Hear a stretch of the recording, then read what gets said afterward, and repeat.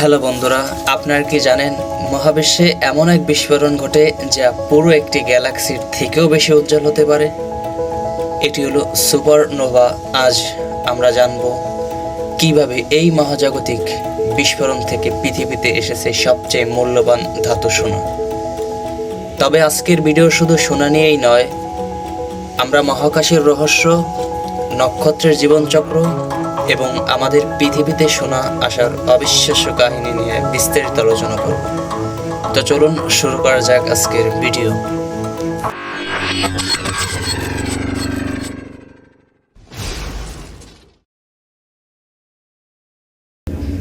Supernova হলো এক ভয়ঙ্কর বিস্ফোরণ যা ঘটে যখন কোনো বিশাল নক্ষত্র তার জীবনচক্রের শেষ পর্যায়ে পৌঁছে যায়।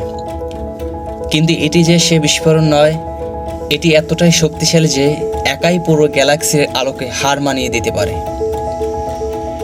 তাহলে কেন এই বিস্ফোরণ হয়? একটি নক্ষত্রের শক্তির মূল উৎস হলো নিউক্লিয়ার ফিউশন, যেখানে হাইড্রোজেন থেকে তৈরি হয় হিলিয়াম, তারপর আরও ভারী মৌল।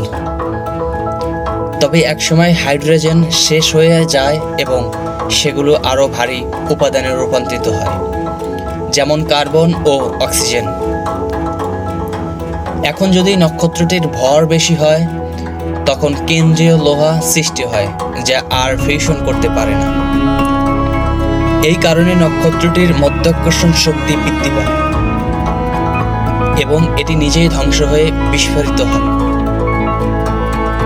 এখানে সবচেয়ে মজার অংশ হলো, এই বিস্ফোরণের ফলে মহাকাশে ছড়িয়ে পড়ে নানা মৌলিক উপাদান, যেমন সোনা, প্যালাডিনাম, ইউরেনিয়াম এবং আরও অনেক কিছু।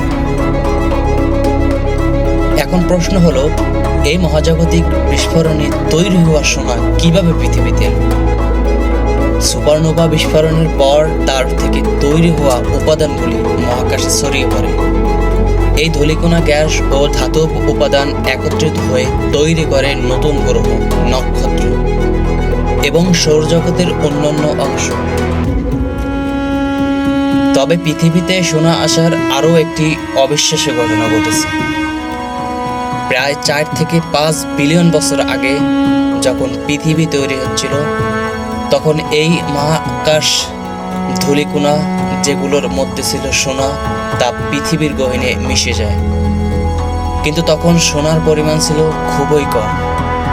তাহলে আজ আমাদের এত সোনা কোথা থেকে এসেছে?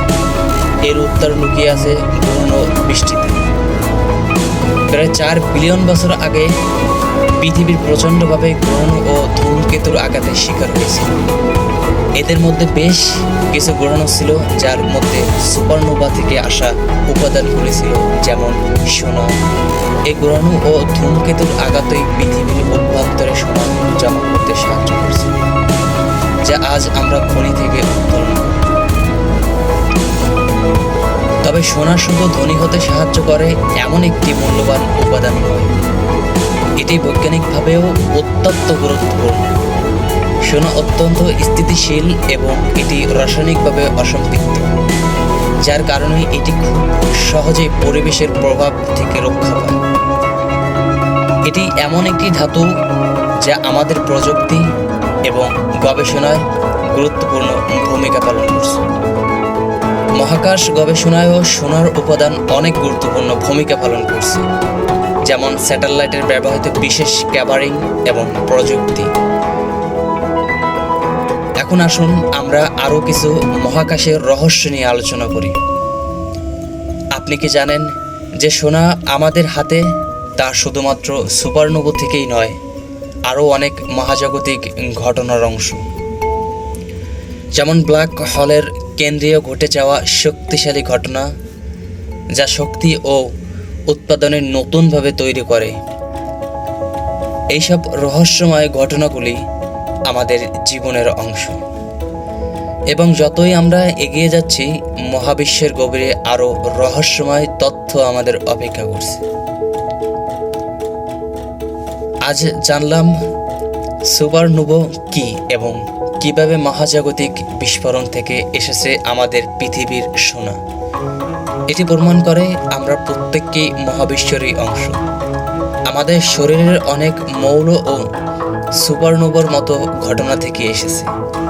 আরও নতুন নতুন রহস্যময় কন্টেন্টের জন্য সাবস্ক্রাইব করতে ভুলবেন না। পরের পর্বে আবারও দেখা হবে।